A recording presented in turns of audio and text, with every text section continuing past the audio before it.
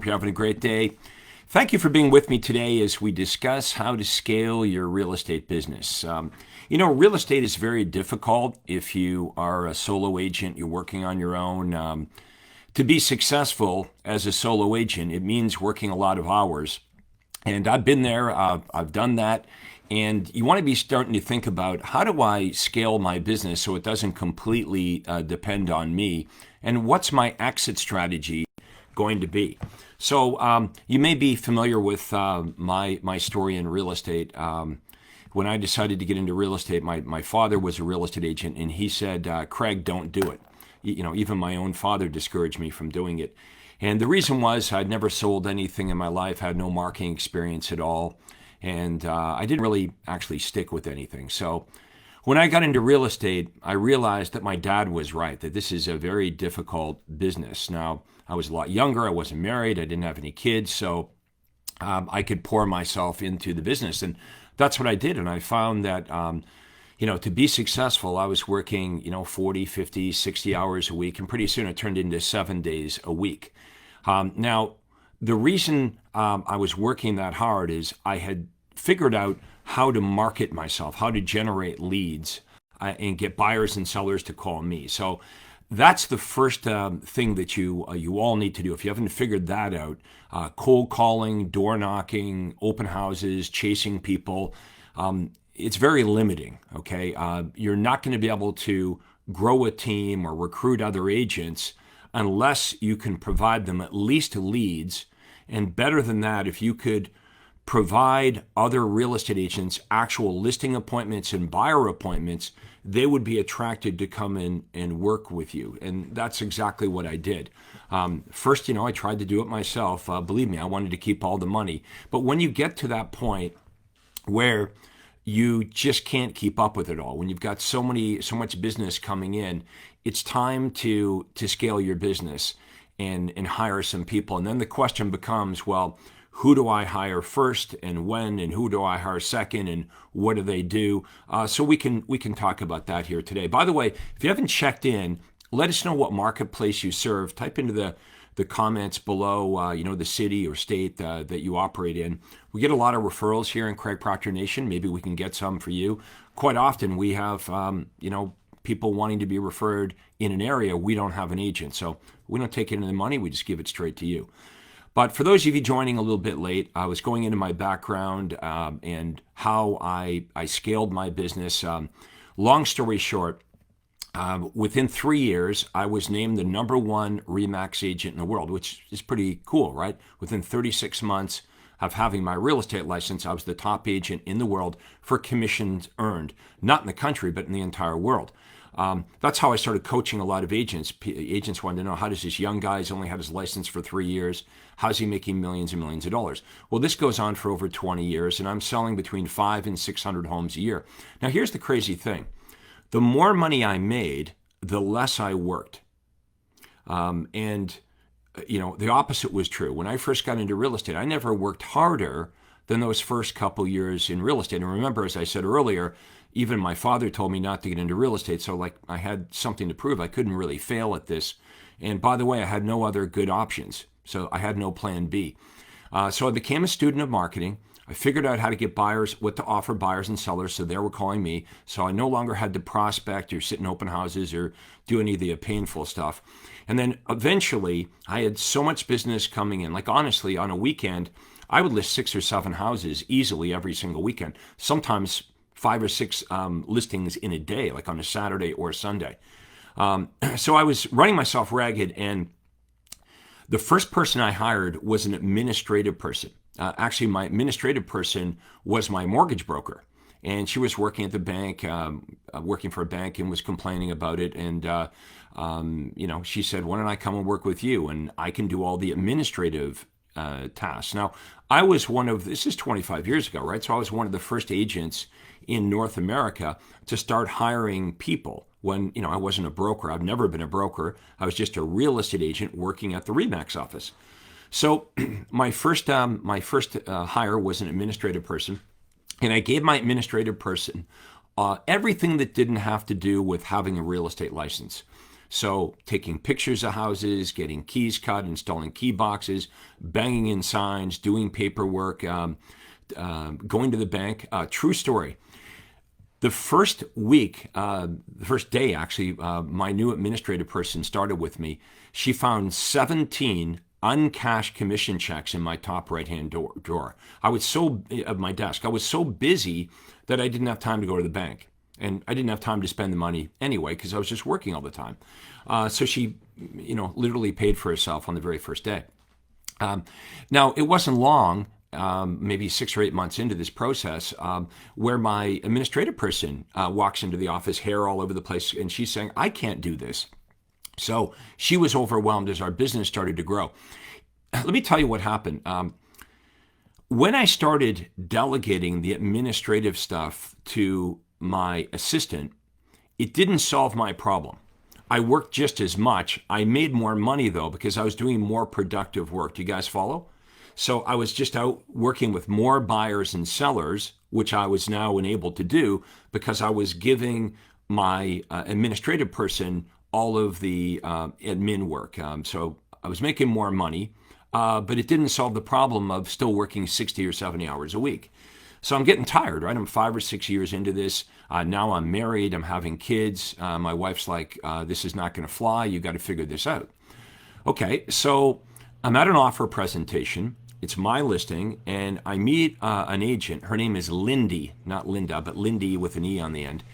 And she's pretty new, like under a year in the business. But I noticed she was very good, very professional, very determined. And we get the offer accepted, and we're out in the driveway of the house just chatting. And I'm complaining about how busy I am. And she's like, just off the cuff says, well, why don't I come and work with you? You've got all this overflow that you can't get to. And it takes a woman to figure this out, right? So I'm like, okay. Now remember, this is 25 years ago. So at that point, I was the first licensed agent to have another agent work, not really work for me, because remember, I was at Remax. So Lindy couldn't actually work for me. She was working with me. So we both worked for Remax. I wasn't the broker. Do you know that first year, she made over $250,000, which 25 years ago, $250,000 is a lot of money. The next year, she made over $300,000. Then she made $350,000. That one agent, Lindy Black was her name, and she was with me for over 20 years. And do you know that when she worked with me, she made over $6 million in GCI? But we're on a 50-50 split. So that also means I made $6 million during that time period from one agent. Well, it wasn't long into this, year or so, year and a half, and Lindy walks into the office and she says, I can't do this. I'm overwhelmed.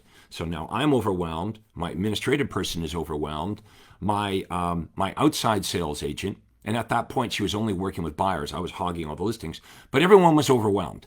So I hired additional administrative people, and I hired other outside sales agents. Now, we didn't call them outside sales agents at that point yet. They were just agents. It wasn't long into this, I realized that the agents didn't want leads. They wanted appointments. So I created a position, first one in North America to do this. I created a position called inside sales agents. So I hired licensed agents that didn't have to leave the office. They didn't have to run around with buyers and sellers. I paid them a small salary and a commission, and their job was to call all the leads that were coming in, set up appointments for the outside sales agents. So this became a pretty attractive position that I was offering other local real estate agents. Remember, I could point at Lindy Black and say, how would you like to be like her? I pay for all the marketing, I pay for all the expenses, and Lindy makes $250,000 to $300,000 every year net in her pocket. And honestly, all she does is she goes from appointment to appointment to appointment, getting listings signed, getting offers accepted, and that's what she does all day long.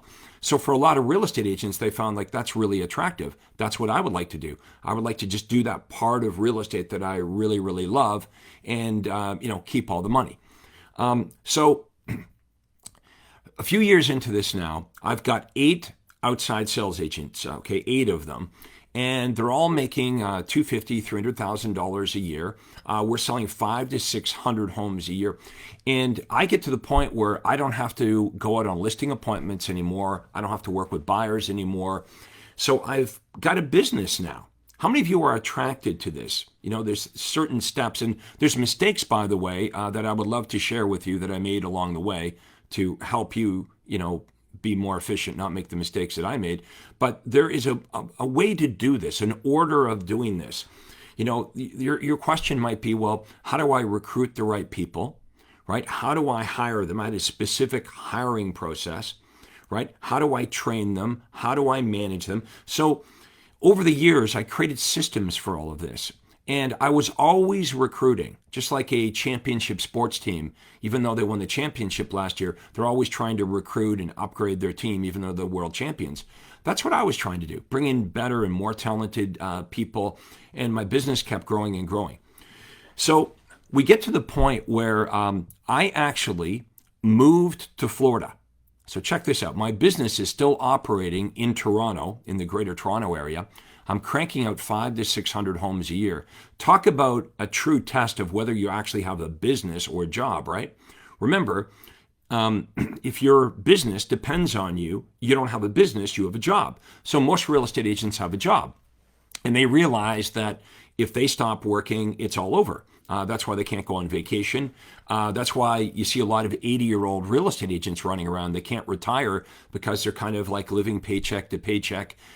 Well, I'm living in Florida on an island with a boat, and my team up in Toronto, in Canada, is selling 500 to 600 homes a year.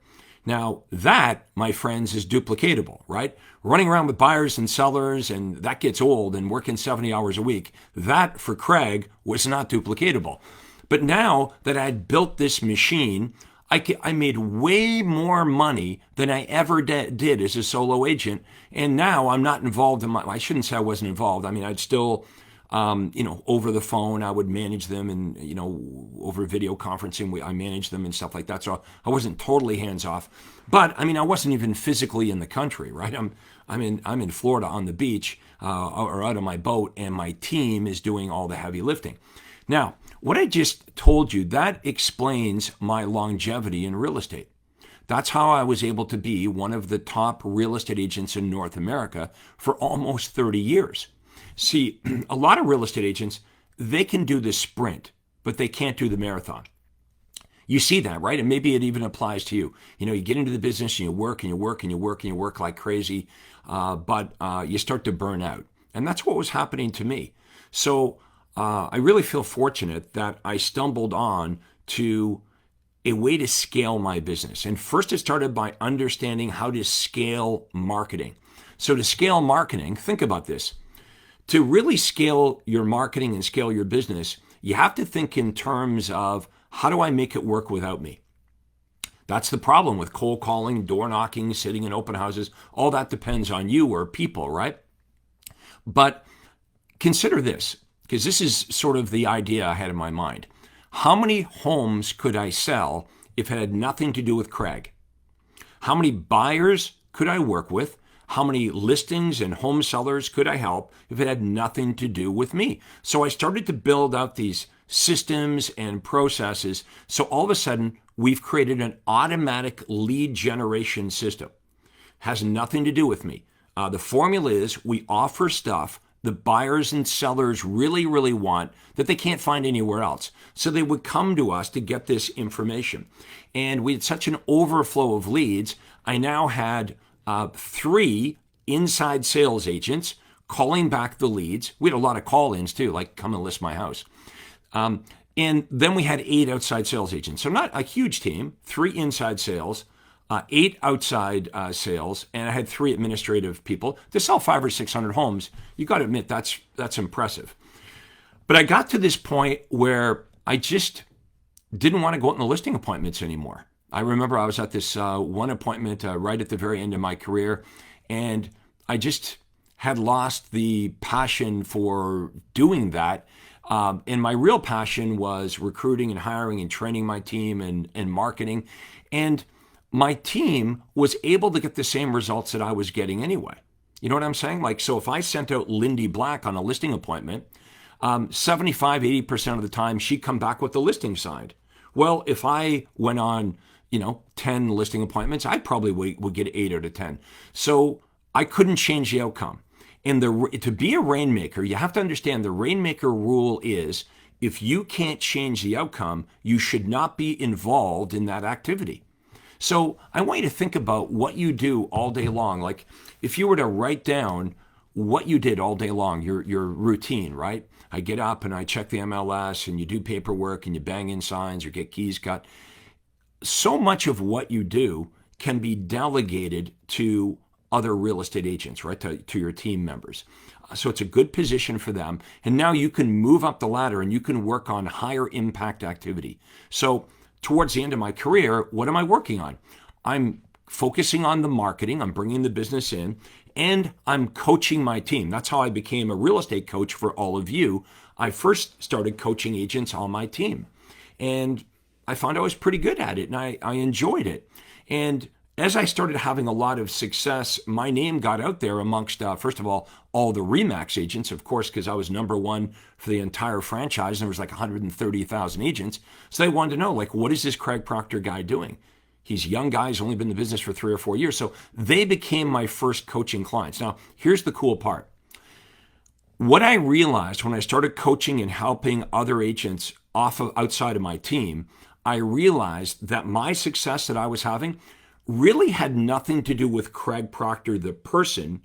It had everything to do with the system that I'd stumbled onto. So when I shared what I was doing with other real estate agents, they started to get the exact same type of success that I was having.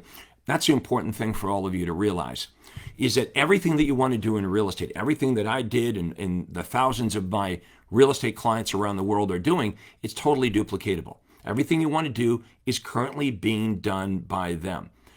Here's the hard part. The hard part is being open-minded to what you don't know how to do. And I know, like, we make these excuses, like, I don't have the money for advertising, I don't have the money for coaching, or I don't know how to do certain things. Of course you don't know how to do certain things, because if you had the money and you knew how to do it, you'd probably be doing it, right? So we help you walk through, how do I do this? How do I start like Craig Proctor? I had no money. I had no experience, never sold anything in my life before. My father was a real estate agent for 20 years before me. So anybody in my family, our relatives and friends, they're not going to work with me. They're going to work with my dad. So I had really no sphere of influence, but I figured it out because I had to. Now, the gift I have for you is I can share this with you if you want. I can share with you how to do this. This is how it would work. I would do a consultation call. It'd be one of my team members, right? Because I practice what I preach. I have other people that I've trained to do it like the way I do it. And we have so many real estate agents coming to me, I couldn't personally, be on a call with everybody that inquires. But it's a free call. Okay, it's not a big sales pitch in any way at all. And we would ask you a bunch of questions about where you are in your business and where you want to go. And we would also ask you what you're doing, kind of get a look at what your approach is right now. And we would give you better ideas. Okay, and if those better ideas work for you and you're excited about it, you might one day want to hire me as your coach. I'm going to give you the domain to go to. If someone could type this into the comments below, it's Proctor Consult. If you know how to spell that, proctorconsult.com. So it's Proctor, like my name, and then Consult, CONSULT. I had to look at it, consult.com. proctorconsult.com, no space, proctorconsult.com.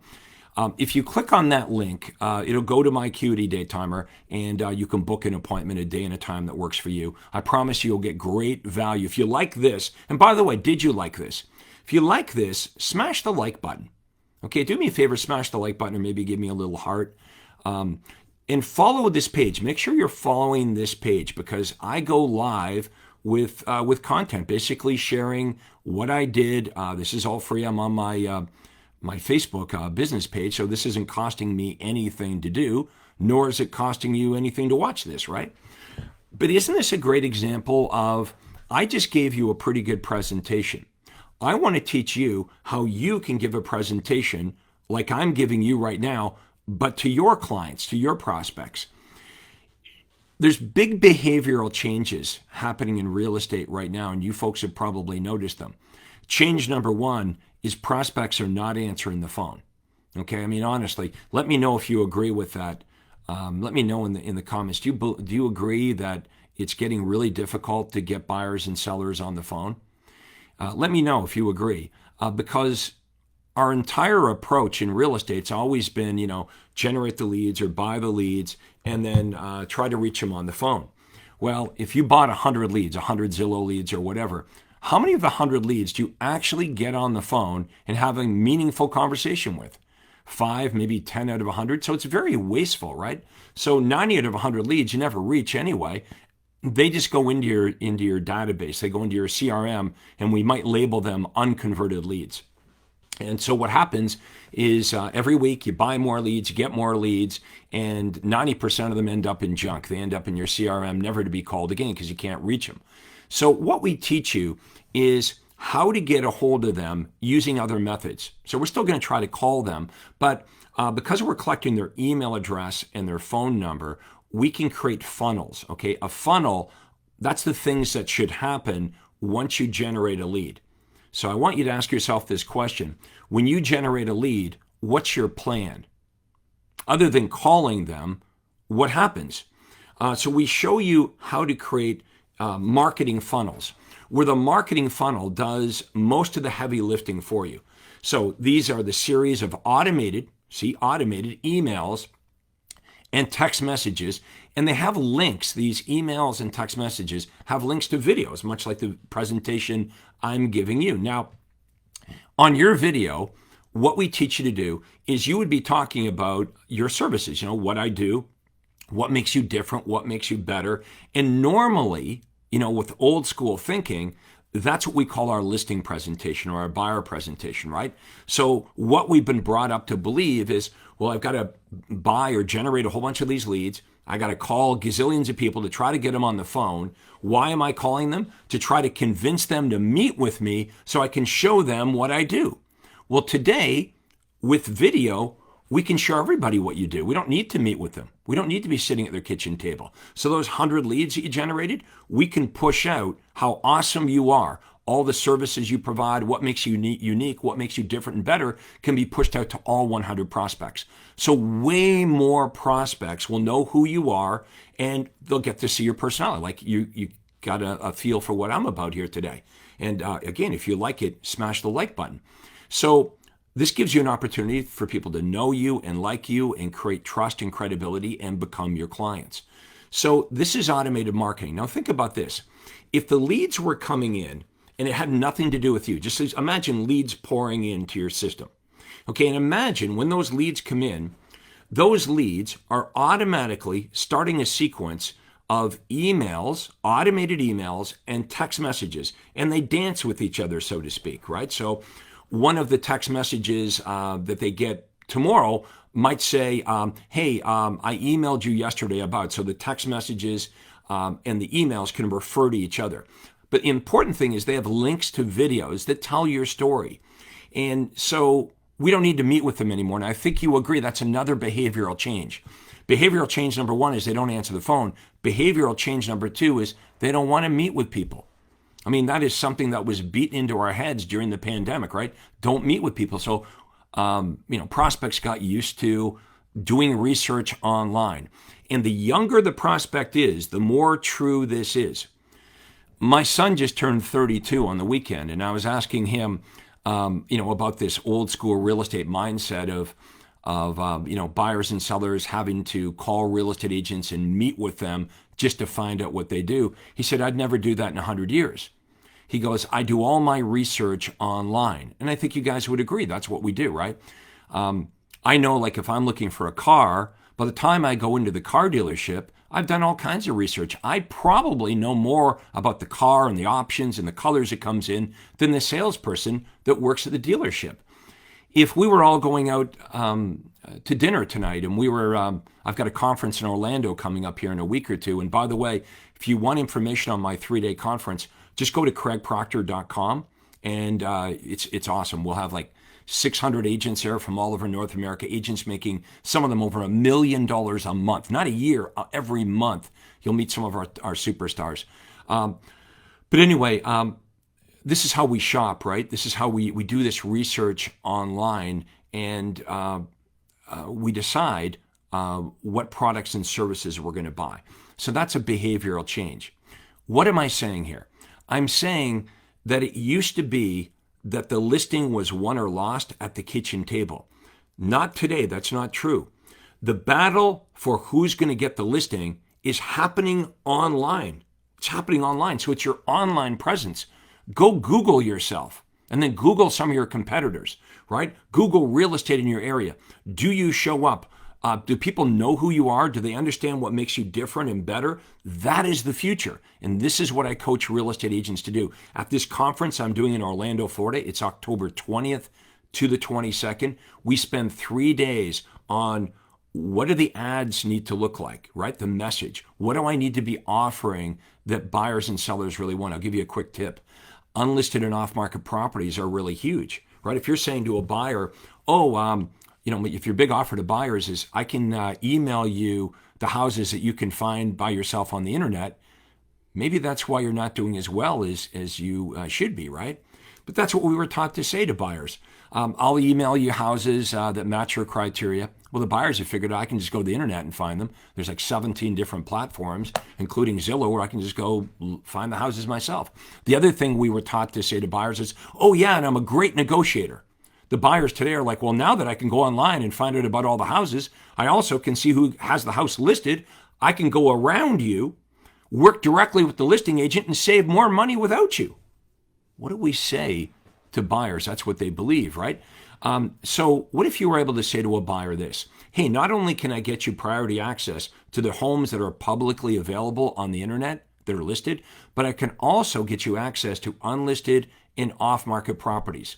The buyer says, well, how's that work? Well, you just tell us what you're looking for, the neighborhood, the type of home you're looking for. We go into that neighborhood and we target homeowners that are not yet listed for sale. Okay, they own a home, but they're thinking of selling it.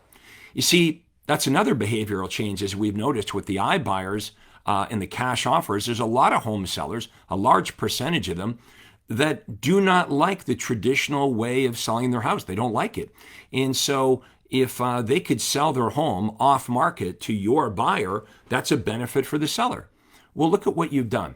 You've offered a benefit to the seller to call you about the buyer that you have that's looking in that neighborhood, and you end up double-ending the listing, right? So these are just few of the techniques that we share with you. So I hope you will book a call.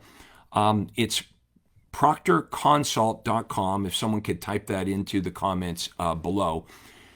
If you would also like to get an invitation from my private Facebook group, so we're on my business page, but I have a private Facebook group that has about 8,000 members. And what do we do in this private Facebook group? Basically, we share ideas back and forth. So if you'd like some more like social proof about Craig Proctor and what we do and talk to some of the other members, just if you want to be a member, I'll send you an invitation. Type into the comments below, private group. Okay, so do that right now, private group, and we'll get you an invitation to the private group, and you can see the amazing results that my member agents are getting from all over the country. Now, remember to follow this page, and remember to smash the like button. You can also share this if you enjoyed this. And did you find this incredibly helpful today? If you did find it incredibly helpful, let me know in the comments below. Okay, remember to smash the like button, follow the page, and you can share this presentation with other real estate agents you know that are maybe struggling, or maybe they want to learn how to scale their business. Remember what I said earlier. The more money I made in real estate as a real estate agent, the less work I did. It's crazy, isn't it? I never worked harder in as a real estate agent in the first couple years of the business. And I never made less money in real estate than in the first couple years. But by year 3, I had it figured out.